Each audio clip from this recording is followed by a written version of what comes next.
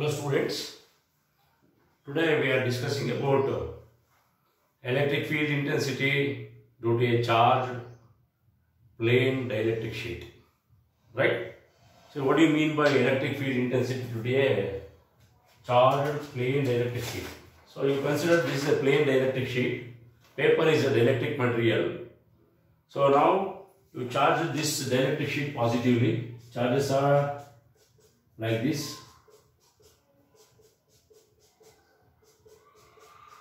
side and as well as this side charged positively.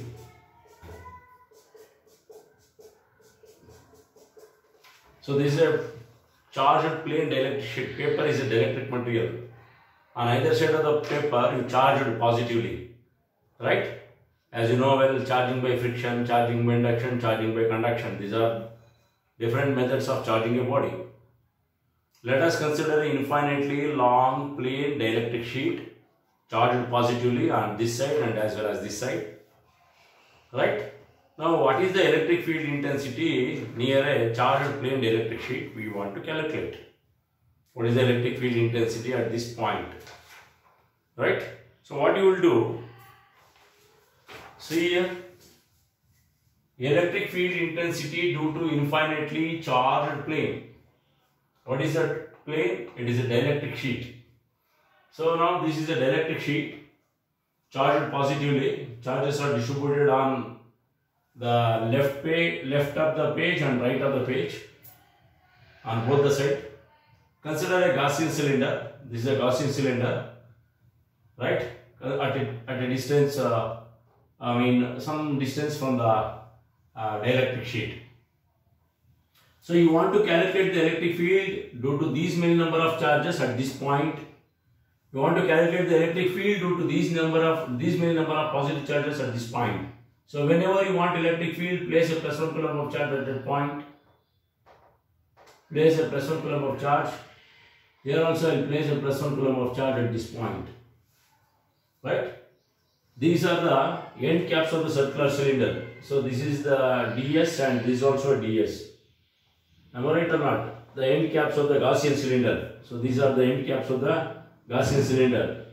What is the area of the Gaussian cylinder? This is the radius, circular end caps, area of the end caps of the Gaussian cylinder. So electric field lines will passing through the end caps only. These are the electric field lines will passing through the end caps.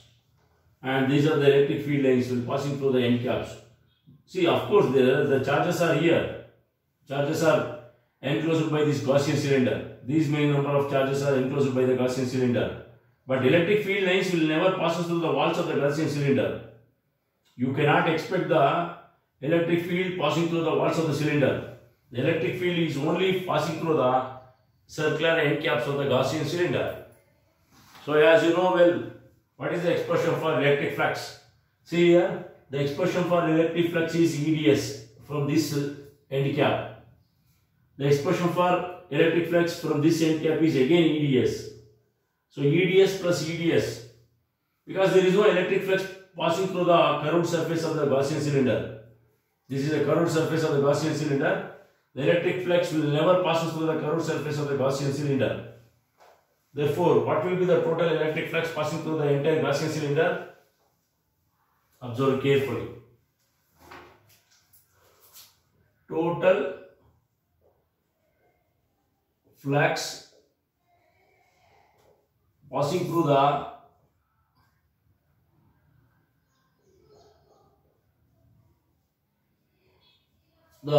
entire Gaussian cylinder.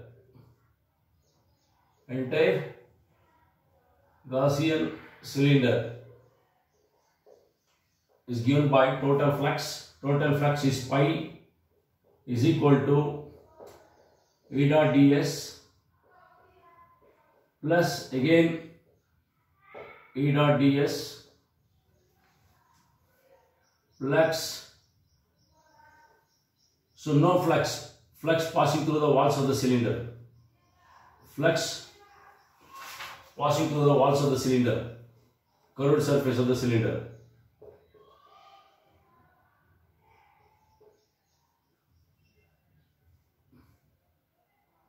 curved surface of the cylinder.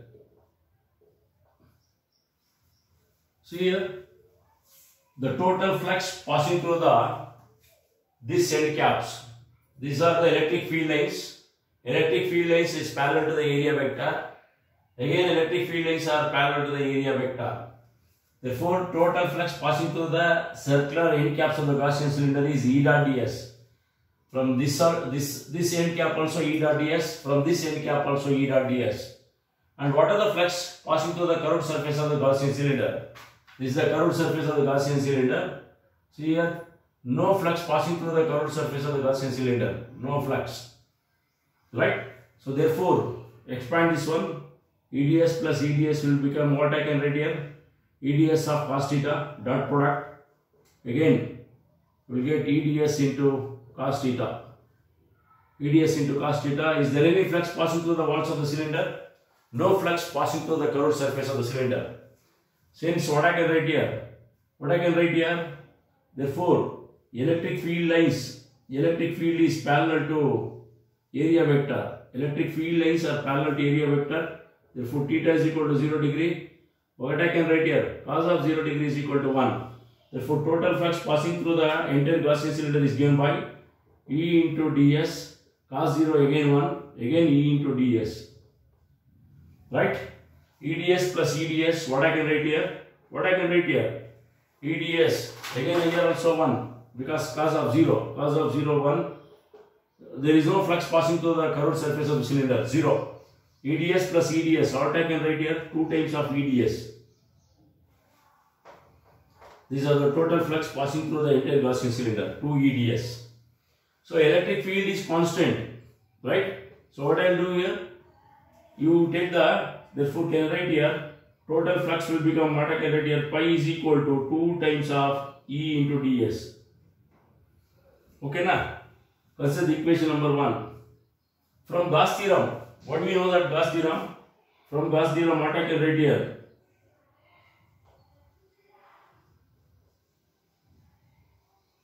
From Gauss theorem, total outward flux pi is equal to what I can write here? 1 by epsilon naught times the total charge enclosed by the Gaussian surface. This is equation number 2. Compare equations 1 and 2. What I can write here? Compare equations 1 and 2. What you will get? Just see here. Equations 1 and 2, what you will get? 2 times of EDS. 2 EDS what I can write here? Because 2 times of EDS. See here 2 EDS. Total flux passing through the entire walls of the, entire circular end caps of the cylinder is given by pi is equal to 2 EDS you will get. Equation number 1. If these many number of fluxes are passing out through the entire circular end caps of the cylinder, then how many number of charges are enclosed by the Gaussian cylinder? Therefore, pi is equal to 1 by epsilon naught times of q. Equation number 2.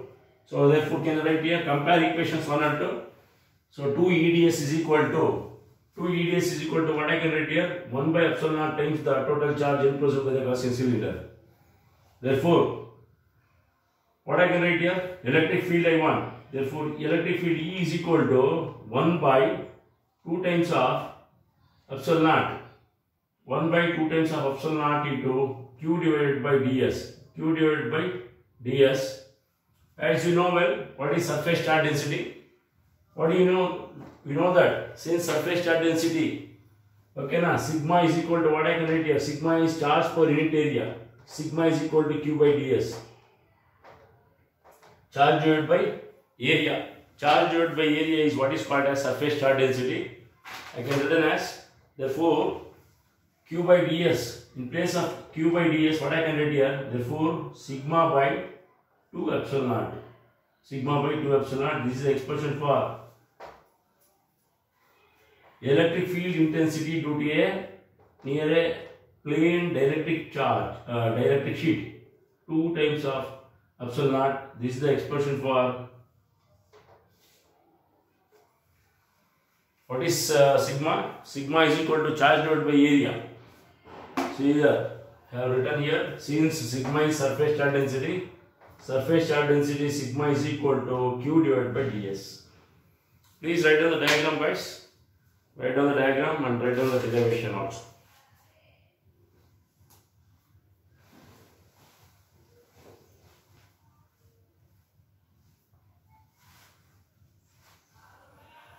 electric field intensity due to infinitely charged plane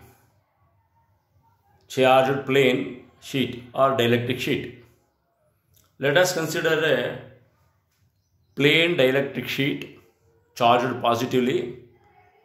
On either side of the dielectric sheet charged positively. Consider a point P very near to the dielectric sheet on either side of the dielectric sheet. Construct a Gaussian cylinder. Place a positive 1 coulomb of charge on either side of the circular end caps of the Gaussian cylinder. Place a positive 1 coulomb of charge, test charge. Therefore, the total flux passing through the entire Gaussian cylinder is given by pi is equal to flux passing through the only end caps E dot ds plus E dot ds. Even some flux, what are the flux? Curved surface of the cylinder. So here I have written pi is equal to E dot ds is EDS cos theta plus EDS cos theta plus 0 I have written because no flux passing through the curved surface of the cylinder. Observe the diagram. Electric field is parallel to area vector. Therefore, theta is equal to 0 degree, cos of 0 degree is equal to 1. Therefore, pi is equal to EDS cos 0, 1 plus EDS cos 0, 1. EDS plus EDS, you will get 2 EDS. Therefore, pi is equal to 2 times of EDS, equation number 1. 2 EDS number of fluxes are passing through the entire Gaussian cylinder. Then how many number of charges are enclosed by the Gaussian cylinder? So from Gauss theorem, pi is equal to 1 by epsilon naught times of q. Compare equations 1 and 2. You will get 2 EDS is equal to 1 by epsilon naught times of q. Therefore, E is equal to 1 by 2 pi epsilon naught into q by ds. What is charge per unit area? Charge per unit area is what is called as surface charge density. Therefore, E is equal to sigma by 2 epsilon naught is the electric field intensity due to infinitely charged plane dielectric sheet.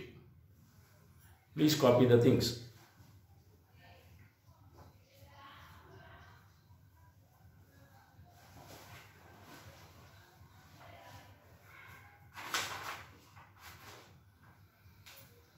What is surface charge density, guys? Surface charge density sigma is equal to, what is sigma? Sigma is equal to charge divided by area. Charge by area. Since q by ds. Q by ds is what is called as sigma, surface charge density. Therefore, E is what is called as the electric field intensity near an infinitely long plane dielectric sheet. Sigma is surface charge density and epsilon naught is what is called as permittivity of free space.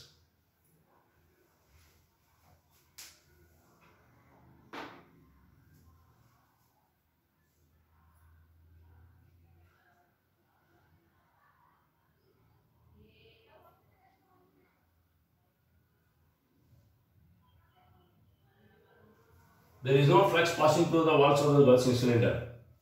So here it is E dot ds. Dot is here. Very important is dot product. E dot ds, E dot ds. We get EDS cos theta. EDS cos theta and EDS cos theta.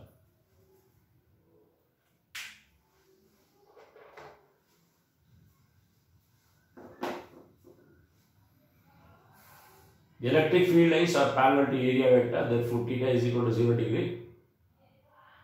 ds is the area vector, ds vector.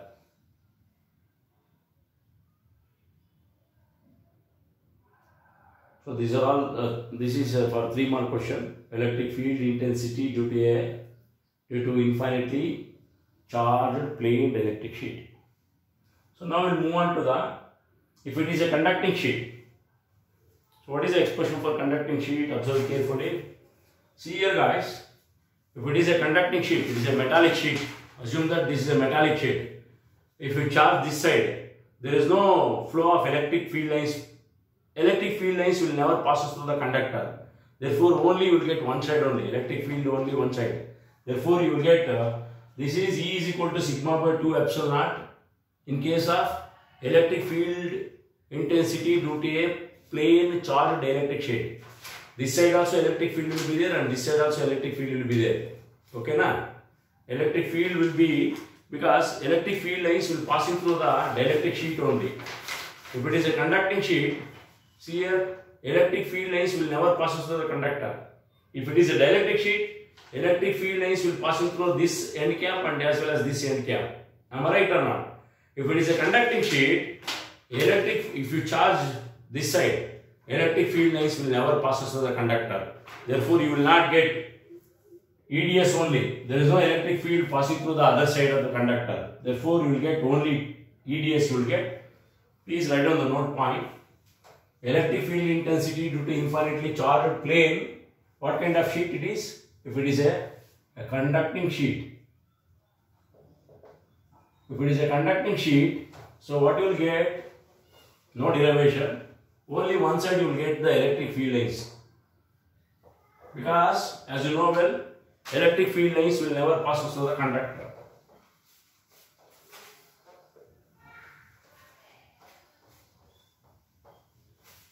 So, if it is a conducting sheet, what is the expression you will get?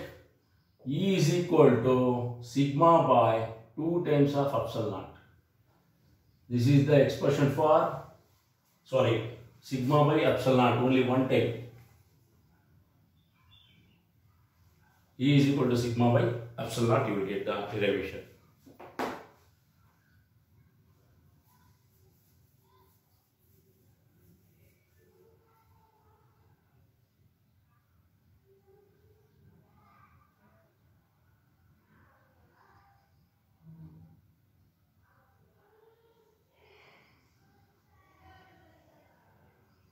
Next, we will move on to the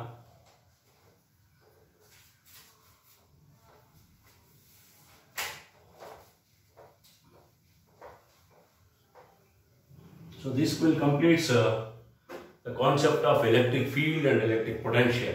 Electric field is completed. So now I will continue with the electric potential concept. So what do you mean by electric potential and what do you mean by capacitors? I will continue in the next class.